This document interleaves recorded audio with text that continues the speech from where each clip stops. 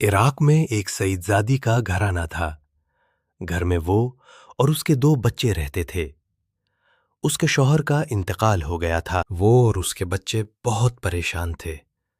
ان کا کوئی سہارا نہ تھا۔ سعیدزادی اپنے بچوں کو لے کر روزی کی تلاش میں عراق سے سمرقند آ گئیں۔ سمرقند آ کر اس نے لوگوں سے پوچھا کہ شہر میں کون سخی ہے جو ہمیں پناہ دے۔ لوگوں نے بتایا کہ شہر میں سخی ایک تو حاکم وقت اور دوسرا پادری ہے۔ سعیدزادی نے سوچا کہ پادری تو مسلمان نہیں، وہ کیا پناہ دے گا؟ حاکم شہر کے پاس چلتے ہیں۔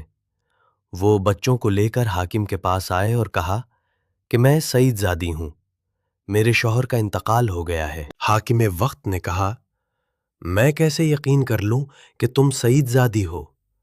کیا تمہارے پاس کوئی سند ہے؟ اور غصہ کرنے لگا، اس طرح تو ہر کوئی کہتا ہے میں سعید ہوں۔ اس عورت نے کہا، میرے پاس تو دکھانے کو کچھ نہیں ہے۔ حاکم نے کہا، میرے پاس کسی ایرے غیرے کے لیے پناہ نہیں۔ وہ سعیدزادی روتی ہوئے بچوں کو لے کر پادری کے گھر گئے اور پادری کو یہ سب بتایا۔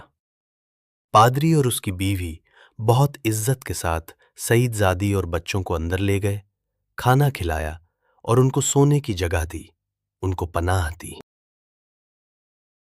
جب حاکم وقت رات کو سو گیا تو اس نے خواب میں دیکھا نبی پاک صلی اللہ علیہ وسلم جنت میں ایک بہت خوبصورت محل کے سامنے ہیں اور کہتے ہیں، یہ گھر ایک ایمان والے کا ہے۔ حاکم وقت نے کہا، میں بھی ایمان والا ہوں۔ آپ نے فرمایا، تیرے پاس کوئی سند ہے تو دکھا۔ میری ایک بیٹی تیرے پاس پناہ کے لیے آئے، تو نے اس سے سند مانگی، میری نظروں سے دور ہو جا۔ جب حاکم وقت بیدار ہوا بہت پچتایا اور اپنے بال نوچنے لگا۔ سیدھا رات کو ہی پادری کے گھر گیا اور کہا، تم مجھے وہ مہمان دے دو، میں تمہیں 300 دینار دوں گا۔ پادری نے کہا، تم مجھے پوری دنیا بھی دو تو وہ مہمان میں تمہیں کبھی نہیں دوں گا، اور جو خواب تم دیکھ کر آئے ہو وہی میں نے بھی دیکھا۔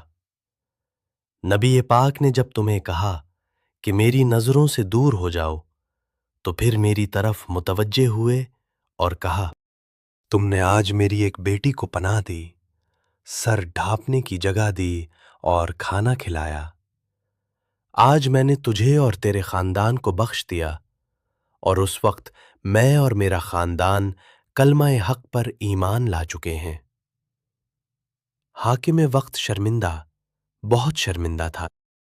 پادری نے حاکم وقت کو کہا، جا، چلا جا، دیکھے اور اندیکھے میں بہت فرق ہوتا ہے۔ میں نے بند آنکھوں سودا کیا۔ دوستو، یہ عشق کے سودے بند آنکھوں ہی ہوتے ہیں۔ اللہ ہمیں بھی سعیدزادوں کا ادب اور احترام کرنے کی توفیق عطا فرمائے، آمین۔ اگر آپ بھی سادات کا ادب رکھتے ہیں تو یہ پیغام دوسروں تک پہنچانے میں ہماری مدد کریں۔ اللہ ہم سب سے راضی